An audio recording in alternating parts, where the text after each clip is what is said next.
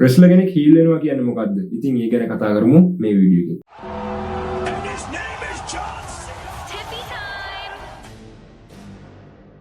Hey yo කියලා පිළිගන්න LK Progress කරගෙන තවත් brand new video එකකට. ඉතින් අද මේ වීඩියෝ එකෙන් කතා කරන්න යන්නේ ගොඩක් දෙනෙක්ට ප්‍රශ්නයක් නොවුනත් ඒක සමහර කට්ටියට ඒ කියන්නේ අලුතෙන් wrestling බලන කට්ටියට වගේ පොඩි ප්‍රශ්නයක් වෙන දෙයක්. ඒ තමයි wrestler කෙනෙක් මොකක්ද මේ heel turn එකක් ගත්ත හැම නැත්නම් wrestler කෙනෙක් heel වුණා කියන්නේ කියලා. අපි මේ වීඩියෝ එකකින් heel turn එකක් ගැන in detail සහ එතනින් ගියාට පස්සේ WWE ඉතිහාසයේ heel වෙච්ච හොඳම success characters සහ හොඳම heel වෙච්ච අවස්ථා ගැනත් මෙන්න මේ වීඩියෝ එකෙන් අපි කතා කරනවා. එතකොට ඔයාලට idea එකක් ගන්න හැකි අලුතෙන් WWE බලන කෙනෙක්ට එහෙම නැත්නම් අලුතෙන් WWE බලන්න එකතු වෙන කෙනෙක්ට heel turn එකක් wrestler කෙනෙක් ගන්නවා කියන්නේ මොකක්ද කියලා. අපි heel turn ගැන කතා කරන්න කලින් WWE වල ඉන්න characters දෙක ගැන කතා කරමු. මේ කියන්නේ face characters සහ heel characters. ඒ කියන්නේ face කියන්නේ හොඳ පැත්ත කියලා හිතා ගන්න දැනට face කියන්නේ යා හොඳ කෙනෙක්. ඒ කියන්නේ යා ක්‍රීඩකයන්ට ඒ කියන්නේ නීතිවලට අනුකූලව තමයි යාලා රෙස්ලිංಗ್ කරන්නේ. එතනින් ගියාට පස්සේ රෙෆරිට ප්‍රශ්නයක් නැහැ. එතකොට ෆෑන්ස්ලත් හොඳ එන්ගේජ් එකක් තියෙනවා.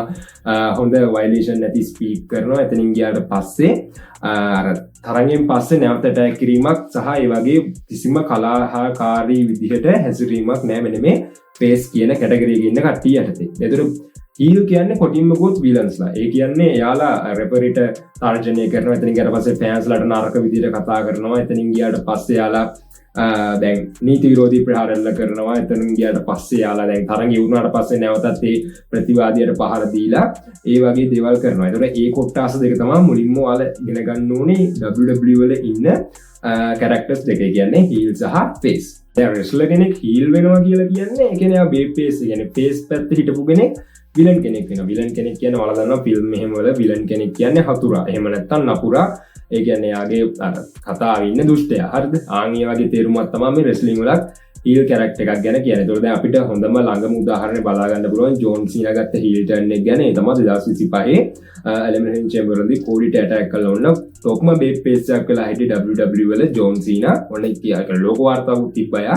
ඒ කියන්නේ වැඩිම කාලයක් බේ පේස් ඉඳලා heel වුණ character එක විදිහට. ඊට පස්සේ ඕන දැන් දැනට සීනා අරන් යන turn එක යන්නේ heel විදිහට. ඒ කියන්නේ දුෂ්ටයෙක් විදිහට. දැන් ඔයාලට රෙස්ලිං වල දැන් පහුගිය ස්මැක්ඩවුන් රෝ වල එතනින් ඊට පස්සේ රසමේනියා වල මතක ඇති. දැන් කලින් ජෝන් සීනා සෙල්ලම් කරපු විදිහට නෙමෙයි දැන් සෙල්ලම් ගන්න පොඩ්ඩක් එයා يعني ප්‍රතිවාදියාට සලකන්නේ පොඩ්ඩක් අර කියන්නේ දුෂ්ටෙක් සලකන විදිහට. කියන්නේ නීති විරෝධී පහර එල්ල කරනවා. එතනින් ගියාට පස්සේ ආ රෙෆරිට අවනත නැහැ. ආන් ඒ වගේ දේවල් සිද්ධ කරනවා. ඒකට අන්න ඒක තමයි රෙස්ලර් කෙනෙක්ගේ heel character එකක් කියලා කියන්නේ. දැන් අපි කතා කරමු දැන් හොඳ face ඒ කියන්නේ face චරිතය. ඒ කියන්නේ හොඳට හිටපු රෙස්ලර් කෙනෙක්ව ඇයි heel කරන්නේ කියලා.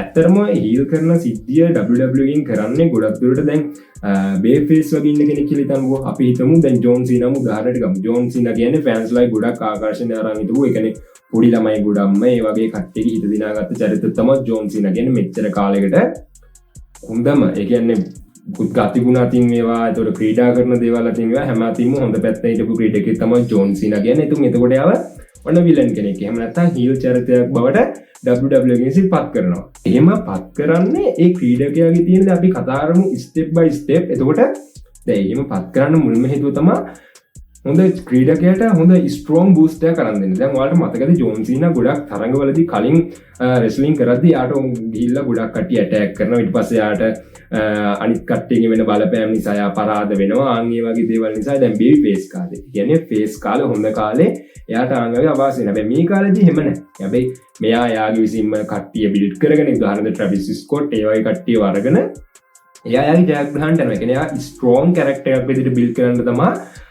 ගොඩම්ම ඔන්න ඔය heel කියන දේ WWE විසින් ක්‍රීඩකයෙක්ට යෝජනා කරනවා. එහෙම නැත්නම් එයාව heel turn එකක් බවට පත් කරන්නේ. අංක දෙක විදිහට ගත්තොත් තව දෙයක් තමයි ෆෑන්ස්ලාගේ ඇතුලේ නිකන් අර එයාවනේ එක්සයිටඩ් එකක්. ඒ කියන්නේ එයා ගැන පොඩ්ඩක් කියන්නේ ඇට්‍රැක්ට් එකක් වැඩි කරන්න. ඒ කියන්නේ දැන් මේකට උදාහරණයක් විදිහට ගමු රෝමන් රේන්ස්. දැන් රෝමන් රේන්ස් බිග් ඩොග් ඉන්න කාලේ යාට ගොඩක් එයාගේ ගොඩක් ස්කිල් වැඩි වුණාට ෆෑන්ස්ලාගේ එන්ගේජ්මන්ට් එකක් තිබ්බේ නෑනේ. දැන් එයා ට්‍රයිපල් චීෆ් එරා එකට ආවට පස්සේ 2020 පස්සේ පෝල් හේමන් එක්ක ඊට පස්සේ ඔන්න වෙනම ෆෑන් බේස් එකක් පටන් ගත්තා. දැන් රෝමන් රේන්ස් එක්නොලෙජ් කරනවා කියලා අර ඒ වගේ පොඩි සිම්බල් වලින් ඉතින් ගියාට පස්සේ පොඩි වර්ඩ්ස් වලින් අර එක්නොලෙජ් මී කියන එකකින් එහෙම ඔන්න රෝමන් රේන්ස් වෙනම ෆෑන් බේස් එකක් හදාගත්තා. රසමේනියා එක්සෙල් දක්වා. දැන් එතකොටත් රෝමන් රේන්ස් පරාද වුණාට පස්සේ කෝඩි රෝඩ්ස් අර ෆිනිෂ් දි ස්ටෝරි ටැග් එක යටතේ පහුවදා රෝයකට කෝඩි රෝඩ්ස් ආවත් අන්ඩස්පියුටඩ් චැම්පියන් විදියට ක්‍රවුඩ් එකෙන් බලා ගන්න පුළුවන් වුණේ thank you රෝමන් කියන එයාගේ අර මේ චියර් එක. ඉතින් එතකොට දැන් කලින් බිග් ඩොග් ඉන්න කාලේ මොහොම ලොස් එකක් ගියා නම් එහෙම රෝමන් ඇත්තටම කවුරුත් ගණන් ගන්නේ නැත්තරම් දැන් ට්‍රයිබල් චීෆ් එරාගෙන් තමයි ඇත්තටම රෝමන් රේන්ජ්ගේ හයිප් එක අප්වීමක් සිද්ධ වුණේ. ඒ තමයි හීල් කිරිල්ල. දැන් එතකොට හීල් කරන්න WWE ආයතනය ගත්තේ ෆෑන්ස්ලගේ ඇට්‍රැක්ට් එක වැඩි කරන්න. දැන් ආන් ඒ වගේ සිද්ධි දෙකක් වගේ පොඩිම සංඛ්‍යාවක් තමයි තියෙන්නේ. කැරක්ටර් එකක් හීල් කරද්දී එයාට සිදුවෙන වාසි පැත්ත ගැන. ඔන්න ඔය දේවල් තමයි හීල් ටර්න් එක ගැන ඔයාලට ඉන්ට්‍රොඩක්ෂන් එක විදිහට දැනගන්න තියෙන දේවල්. දැන් අපි කතා කරන්න යන්නේ මෙතෙක් WWE ඉතිහාසයේ හොඳම හීල් කැරක්ටර්ස් පහ ගැන. කියන්නේ හොඳම හීල් වෙච්ච මොමන්ට් පහක් සහ හොඳම හීල් වෙච්ච කැරක්ටර්ස් පහක් ගැන. අපි මුලින්ම කතා කරමු මේ ගැන අංක 5ට කතා කරන්නේ 1996 දී හුල්ක් හෝගන් NW හා එක්වීම ගැන.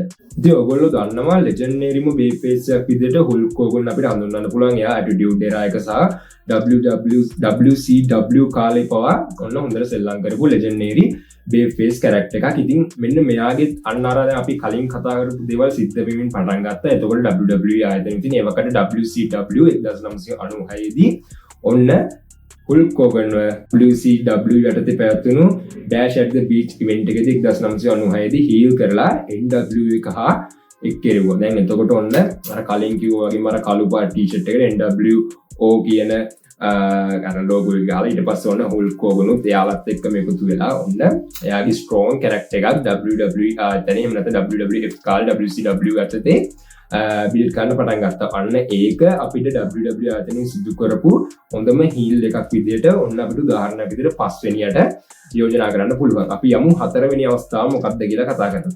මම අංක 4ට තෝරන් ඉන්නේ අපි කාටත් මතක සෙත් රෝලන්ස් ඔන්න ෂීල්ඩ් එක බ්‍රේක් අප් කළා 2014 දී තෝරිටි එකත් එක්ක එකතු වෙච්ච අවස්ථාව ගැන. ඒ කියන්නේ සෙත් රෝලන්ස් තමයි අපිට මෙතනදී මේන් කැරක්ටර් එක විදිහට 4 වෙනි අවස්ථාව යටතේ හීල් වෙච්ච කැරක්ටර් එක සහ හීල් වෙච්ච අවස්ථාව විදිහට කතා කරන්න ඉන්නේ. ඔයාලට මතකද ෂීල්ඩ් කියලා ටීම් එකක් තිබ්බා රෝමන් රේන්ජ් සහ ඩීන් ඇම්බ්‍රෝස් ඒ වගේම සෙත් රෝලන්ස් එකතු වෙලා ට්‍රිපල් පවර් එකක් යූස් කරලා හදපු සුපිරිම ටැග් ටීම් එකක් කිව්වොත් මම හිතනවා මම හරි කියලා. ඉතින් ඒක ඔන්න 2014 දී සෙත් රෝලන්ස් එයාගේ අර පුටු ප්‍රහාරයක් රෝමන් ටෙල්ල කළා. ඊට පස්සේ ඩීන්ටත් ඇටැක් කළා. රැන්ඩි හා ට්‍රිපල් එච් එක එකතු වෙනවා. ඒ කියන්නේ තෝරිටි ටීම් එකට ජොයින් වෙනවා 2014 දී. ඇත්තටම ෆෑන්ස්ලට නම් මේක ගොඩක්ම හાર્ඩ් බ්‍රේක් මොමන්ට් එකක් වෙන්න ඇති. මොකද ඒකටත් ෂීල්ඩ් එකට ගොඩාක් ෆෑන්ස්ලා ඇට්‍රැක්ටිව් වෙලා හිටියා. දැන් ඔයාලට මතක ඇති දැන් ඒ සිද්ධියෙන් පස්සේ ඔන්න සෙත් රෝලන්ස්ට මනි බෑන්ඩ් එකක් ගන්න හම්බුණා. ඊට පස්සේ සෙත් රෝලන්ස් වර්ල්ඩ් චැම්පියන් වුණා. රෝමන් සහ අර බ්‍රෝක් ලෙස්නර්ගේ රසමේනියා 31 දී තිබ්බ ෆයිට් එකට යා කෑෂ් ඉන් කරලා වර්ල්ඩ් චැම්පියන් විදියට පත් වුණා. ඉතින් ඔයාලට දැන් ඒ හේතු අනුව තේරෙනවා ඇති කෙනෙක් හීල් කරාම පොඩ්ඩක් ඒ කියන්නේ කැරක්ටර් එකට ස්ට්‍රෝං පුෂ් එකක් හම්බෙනවා WWE යුනිවර්ස් එකෙන් සහ WWE ආයතනයෙන්. ඉතින් ඒ හින්දා තමයි ඔන්න WWE විසින් ඔන්න වගේ කැරක්ටර්ස් අරගෙන ඉස්සරහට පුෂ් කරන කෙනාව හීල් කරන්න තෝරගන්න. දැන් එතකොට අර ඔයාලට උදාහරණ දෙන්න ඕනේ නැහැ. එතකොට මෙතනත් සනාථ වෙනවා. ඒ කියන්නේ අපි කිව්ව දේවල් එක අර කලින් කතා කරපු කරුණුත් එක්ක සෙත් රෝලන්ස්ගේ දැන් ෆියුචර් එක ඔයාලට දැන් මතක ඇති. දැන් මේ වෙනකම් මේ 2025 වෙනකම් කොච්චර ස්ට්‍රෝං විදිහට බිල්ඩ් වුණාද කියලා. ඉතින් එතකොට සෙත් රෝලන්ස්ට දැන් වෙනම ෆෑන් බේස් එකක් ඉන්නවා. අර ෂීල්ඩ් එකේ ඉන්නවා වගේ නෙමෙයි තුන් දෙනාගේ වෙනම සෙත් රෝලන්ස් අරගෙන ඔන්න දැන් සුපිරිම පුෂ් එකක් දීලා WWE ආයතනය විසින් ඇත්තටම WWE වලට නැතුවම බැරි ක්‍රීඩකෙක් විදිහට දැන් අපිට සෙත් රෝලන්ස් නම් කරන්න පුළුවන්. ඔන්න මම අංක 3ට කතා කරන්න යන්නේ අපි කාගෙත් ෆේවරිට් කැරක්ටර් එකක් වෙන රෝමන් රේන්ජ්ගේ හීල් වීම ගැන. රෝමන් රේන්ජ් 2020ට කලින් එයාගේ අර ලියුකේමියා තත්ත්වයක් එක්ක සහ ඊට කලින් අවුරුදු වල එයා ඇවිල්ලා බිග් ඩොග් සහ රෝමන් එම්පයර් එරායක විදිහට තමයි එයා හිටියේ. එතකොට එයාගේ ස්කිල් අතින් අර කලින් කිව්වා කොච්චර හයිප් එකක් උස්ස ගන්න පුළුවන් වුණත් හැබැයි ෆෑන්ස්ලාගේ ලොකු චී එකක් දකින්න හම්බුන්නේ නැහැ. ඔන්න ඒ නිසා එයා 2020 දී ඔන්න හීල් ටර්න් එකක් WWE ආයතනය විසින් ලබා දුන්නා. ඔන්න ඊට පස්සේ WWE ආයතනයේ ඉන්න සුපිරිම මැනේජර් කෙනෙක් වෙන පෝල් හේමන් රෝමන් සමග ජොයින් කරලා ඔන්න තවත් ඒ හීල් ටර්න් එක ගොඩාක් ඩීප්ලි අරන් ගිහිල්ලා ඔන්න ට්‍රයිබල් චීෆ් එරා එක රෝමන්ගේ බිල්ඩ් කරන්න පටන් ගත්තා. ඒ වෙන මොකුත් නෙමෙයි. ඒ අර කලින් කිව්වා වගේම රෝමන් රේන්ජ්ගේ කැරක්ටර් එකට කියන්නේ බිග් ඩොග්ගේ කැරක්ටර් එක ඉවර කරලා එතනින් ඊට පස්සේ ට්‍රයිබල් චීෆ් කියලා වෙනම කැරක්ටර් එකක් හදලා එයාගේ කැරක්ටර් එකට දෙන්න ඕන උපරිම පුෂ් එක දෙන්න තමයි අන්නේ විදිහට රෝමන් රේන්ජ්වත් හීල් කරන්න ගත්තේ. ඉතින් ඊට පස්සේ හීල් ටර්න් එක කොච්චර සාර්ථක වුණාද කියලා නම් ඇත්තටම රෝමන් රේන්ජ්ට ඕව පුෂ් එකක් තිබ්බට එයා තමයි WWE ආයතනයේ ඉතිහාසයේ වැඩිම කාලයක් යුනිවර්සල් ටයිටල් එක තියාගත්ත රෙස්ලර් විදිහට ඉතිහාසගත වෙන්නේ අදටත්. ඉතින් ඒ වගේ මෙයා ලොකු ජයග්‍රහණ ගොඩක් ඒ හීල් ටර්න් එක යටතේ ඒ වගේම ලොකුම ජයග්‍රහණ විදිහට ෆෑන්ස් ලගේ ආකර්ෂණය දිනා ගන්න සමත් වුණා. අර රසමේනියා 40 ආෆ්ටර් රෝ එකේ මම කලින් කිව්වා වගේ thank you Roman කියලා පවා එයාට පළවෙනි වතාවට වගේ තමයි ඒ වගේ ලොකු චී එකක් හම්බුනේ. එයා පෙරදුනාට පස්සේ කලින් සැරවල එයාට හම්බුනේ දිනුවාට පස්සේ චී එකක් වුණාට ඔන්න මේ සැරේදී පෙරදුනාට පස්සේ හොඳ චී එකක් හම්බුණා. රසමේනියා ආෆ්ටර් කියන්නේ සමස්ලෑම් වගේ විද්‍යා රිටර්න් වෙනකම්ම එයාට ව්‍යායිස් රෝමන් වගේ ලොකුවටම රෝමන් ගැන හොයන්න වෙනම ෆෑන් බේස් එකක් පවා බිහුණා. ඉතින් ඒ ඔක්කොම යාට ඇචීව් කරගන්න පුළුවන් වුණේ රෝමන් රේන්ජ් WWE ආයතනය විසින් heel turn එකක් අරගෙන දීලා යාට හොඳ පුෂ් එකක් ලබා දුන්න නිසා. අපි ඊළඟට කතා කරන්නේ අංක 2කට Stone Cold 2001 දී කියන්නේ WrestleMania 17 දී heel වෙච්ච ගැන. කියන්නේ යා Vince McMahon සමග එකතු වෙච්ච heel turn එක ගැන. Stone Cold කියන්නේ ඇත්තටම Attitude Era කාලේ WWE වල hero. එහෙම ගියොත් මම හිතනවා මම වැරද්දක් නැතුව ඇති කියලා. මොකද Attitude Era එකේ යා සිද්ධ කරපු දේවල් Vince McMahon එරෙහිව කාට හරි මතක නම් ඒවා ඇත්තරම වෙන උදාහරණ දෙන්න දෙයක් නැහැ. යා තමයි WWE 2001 වගේ කාලෙදී හීරෝ වෙලා හිටියේ. WrestleMania 17 දී 2001 දී ඔන්න ෆෑන්ස්ලාට හිතා ගන්න බැරි දෙයක් සිද්ධ වුණා. ඒ තමයි Vince McMahon හා එකතු වෙලා ඔන්න Stone Cold heel කරන WWE විසින් තීරණය කළා. ඇත්තටම ඒකත් අර Seth Rollinsගේ සිද්ධිය වගේම ගොඩක් ෆෑන්ස්ලාට heart breaking moment එකක් වුණා. ඇත්තටම මේ heel turn එක නම් සුපිරිම heel turn එකක් සිද්ධ වුණා WWE එකේ. ඒ කාලේ Attitude Era එකේ සිද්ධ කරපු heel turn යටදී ගත්තට පස්සේ ඔන්න Vince එක එකතු වෙලා. ඉතින් ඒකත් අපිට කතා කරන්න පුළුවන් WWE එතෙක් මෙතෙක් සිදු කළ ඉතිහාසයේ හොඳම heel turn එකක් සහ හොඳම heel character එකක් යටතේ අංක 2 අපිට ඔන්න ඒක අපි කතා කරන්න පුළුවන්. මම අංක 1ටම අරන් තියන්නේ ඔන්න මෑතකදී සිද්ධ වුණ සුපිරිම සිද්ධිය ලෝක වාර්තාව පවා තිබ්බ අපේ ඒ heel වුණ හොඳම character එක තමයි John Cena. ඉතින් මේ babyface character එකක් විදිහට වැඩිම කාලයක් ඉතලා villain කෙනෙක් බවට එහෙම නැත්නම් heel turn එකක් ගත්ත character එකක් විදිහට ඔන්න John Cena ලෝක වාර්තාව පවා බිහිුණා. ඊට පස්සේ ඔන්න දැන් 2025 Elimination Chamber එකේ The Rock සමග එකතු වෙලා යා cold attack කරලා ඔන්න දැන් heel turn එකක් ගත්තා. දැන් යා ඉතිහාසයේ රෙකෝඩ් වලින් වැඩිම 17 time world champion විදිහටද ඔන්න දැන් දැනට එයා ක්‍රීඩා කරනවා. ඉතින් දැන් ඔය 17 time වෙනද 16 time heel වෙන්න කලින් හිටියේ. එතකොට 17 time යන එක ගොඩාක් දුරට ගොඩාක් rumors තිබ්බේ. අතනම John Cena babyface හිටියොත් ගොඩාක් දුරට යාගේ babyface එක යටතේ 17 time වෙන එක ඇත්තටම possible නෑ කියන එක යටතේ තමයි. ඊට පස්සේ තමයි ඔන්න WWE අතර මොකද Cody Rhodes කියන්නේ දැනට බිල්ඩ් කරපු හොඳම babyface. ඉතින් ඒක babyface versus babyface match එකක් ගියොත් ඒක සීනටත් හානියක් වෙනවා, Cody Rhodesටත් හානියක් වෙනවා. දැන් සීනට දිනවන්න ඕනේ, Cody Rhodesට හානියක් නොවෙන්නේ. ඉතින් ඒකට තමයි Travis Scott සහ අර වෙනම Rock වගේ ඇවිල්ලා දැන් WrestleMania එකේ Rock appearance උන් නැති වුණත් Travis Scott ගේ උදව්ව යටතේ ඔන්න John Cena Cody Rhodes පරද්දලා යාගේ 17 time world champion එක ඔන්න එයා ජයග්‍රහණය කරන්න සමත් වුණා. ඉතින් දැන් John Cena තිබ්බ fans ලගේ ආකර්ෂණය අත්තරම් මට නම් පේන විදිහට අඩු වුණෙත් නැහැ.